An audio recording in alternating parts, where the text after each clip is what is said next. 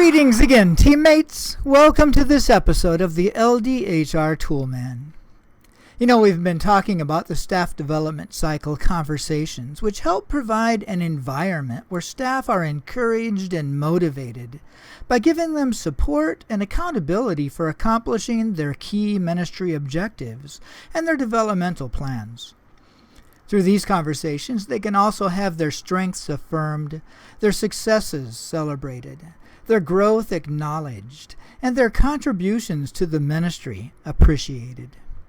Well, today we're going to focus on the end-of-year review conversation and discuss some tips to help us effectively implement it.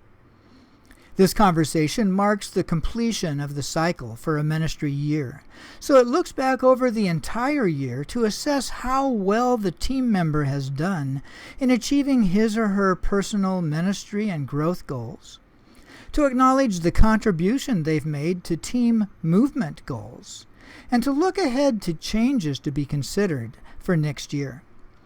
So unlike the other conversations, the review conversation has two distinct aspects, both a zoom in and a zoom out aspect. The zoom in aspect is similar to the position focus refine conversation in that it focuses on what has happened by reviewing the position focus goals to assess how well have the desired results been fulfilled. Were the expectations met? What was learned in the process? For this portion of the conversation, the key tool is the Position Focus Review Form. This is the suggested Position Focus Review Form template from the Toolkit site. It can be found in the Team Members Toolkit in the Forms folder here. One result of the conversation is to assess the team members' progress on the Position Focus goals. The rating scale used here is S for satisfactory, O for outstanding, and NI for needs improvement.